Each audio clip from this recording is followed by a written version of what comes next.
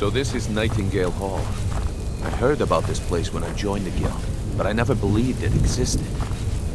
The assumption that the Nightingales were just a myth was seeded within the guild on purpose. It helped divert attention from our true nature. What's wrong, Brynjolf? I can almost hear your brow furrowing. I'm trying to understand why I'm here, lass. I'm no priest, and I'm certainly not religious. Why pick me? This isn't about religion, Brynjolf. It's business.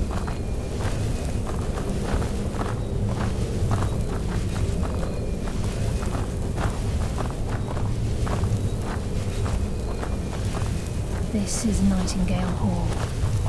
You're the first of the uninitiated to set foot inside in over a century. Now, if you'll both proceed to the armory to don your Nightingale armor, we can begin the oath. This is enough to make your head spin, eh?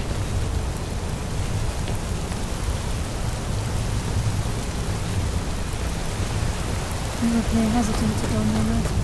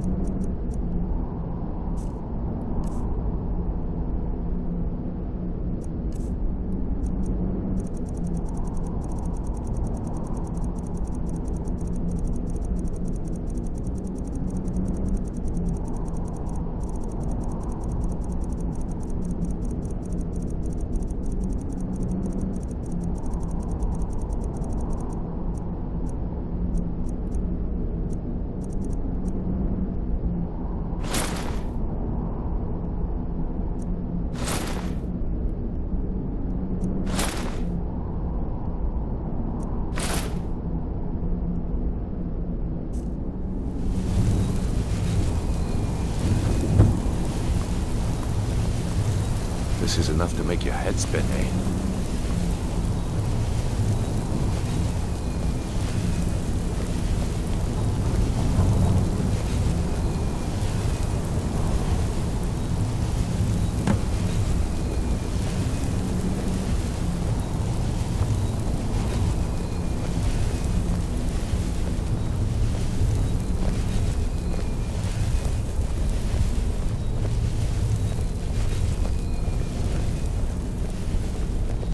You appear ready for the oath.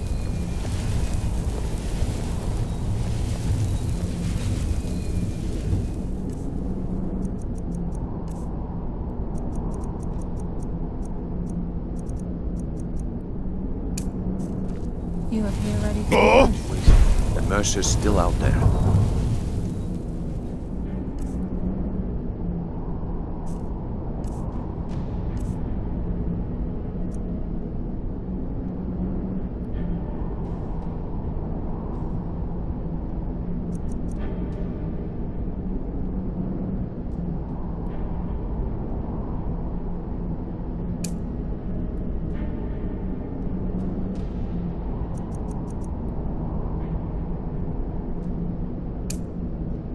Let's get this show on the road. Okay, lass. We've got these get-ups on. Now what? Beyond this gate is the first step in becoming a Nightingale. Whoa there, lass. I appreciate the armor, but becoming a Nightingale? That was never discussed. To hold any hope of defeating Mercer, we must have Nocturnal at our backs. If she's to accept you as one of her own, an arrangement must be struck. What sort of arrangement? I need to know the terms. The terms are quite simple, Brynjolf. Nocturnal will allow you to become a Nightingale and use your abilities for whatever you wish. And in return, both in life and in death, you must serve as a guardian of the Twilight Sepulchre. Aye, there's always a catch. But at this point, I suppose there isn't much to lose. If it means the end of Mercer Frey, you can count me in. What about you? Are you ready to transact the oath with Nocturnal? Good. After I open the gate, please stand on the western circle. Time's wasting, and Mercer's still out there. Let's get this show on the road.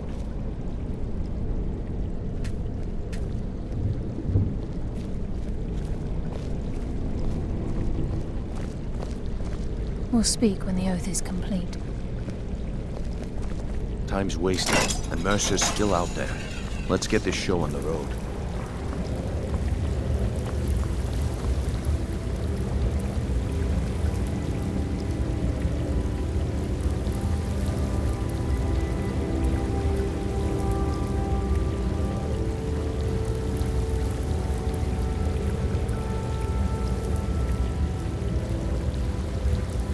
I call upon you, Lady Nocturnal, Queen of Murk, and Empress of Shadow. Hear my voice. Ah, Carlia. I was wondering when I'd hear from you again. Lose something, did we? My lady, I've come before you to throw myself upon your mercy, and to accept responsibility for my failure. You're already mine, Carlia. Your terms were struck long ago. What could you possibly offer me now? I have two others that wish to transact the oath, to serve you both in life and in death. You surprise me, Carlia. This offer is definitely weighted in my favor.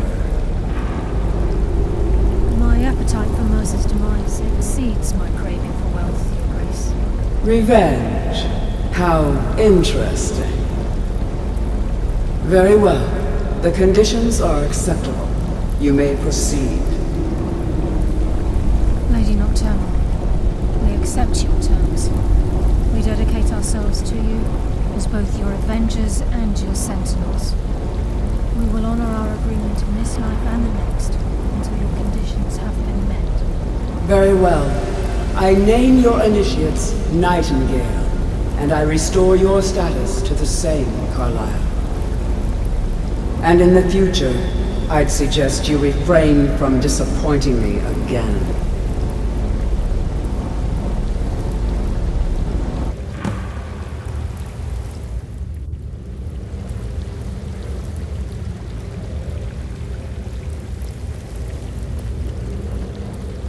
Now that you've transacted the oath, it's time to reveal the final piece of the puzzle to you. Mercer's true crime. Mercer was able to unlock the Guild's vault without 2 keys because of what he stole from the Twilight Sepulchre, the skeleton key. By doing this, he's compromised our ties to Nocturnal and, in essence, caused our luck to run dry. Well, yes, but the key isn't only restricted to physical barriers. All of us possess untapped abilities, the potential to wield great power securely sealed within our minds. Once you realize the key can access these traits, potential becomes limitless. Good. Then you understand why this is about more than just Mercer's lust for power. If the key isn't returned to its lock in the Twilight Sepulchre, things will never be the same for the Guild. As time passed, our luck would diminish to the point of non-existence, and whether you know it or not, our uncanny luck defines our trade. Very true. Before we depart, Brynjolf has some business to discuss. I suggest you listen to him. Listen, lad. There's one last piece of business we need to settle before we go after Mercer. The leadership of the Guild. Carlia and I had a long discussion before you arrived here. Thanks to your efforts, Mercer's treachery has been exposed. After we deal with him, all that remains is restoring the Guild to its full strength. As a result, we both feel that you have the potential of replacing Mercer as leader of the Thieves' Guild. I've been at this game a long time, my friend. A long time. I've stolen trinkets from nobles and framed priests for murder. I'm good at what I do, maybe even one of the best, but it's all I know. I've never been one to lead. Never desired it, never cared for it. Don't want it.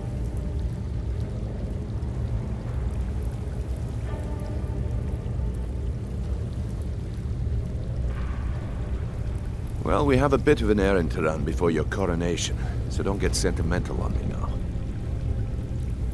Then it's decided. When this is all over and Delvin's contacts assure me that we've regained our footing in Skyrim, we'll handle the details. Until then, We have quite the task ahead. I've been poring over the plans you brought us, and I'm convinced the eyes of the Falmer are in the Dwarven ruins at Erkenthand. Carlia and I will meet you there. Prepare yourself, lad. This will be a fight to remember.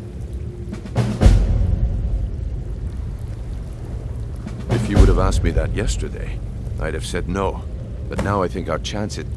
Look, call me crazy if you like, but I trust Carlia. I don't think she'd lead us down a suicidal path.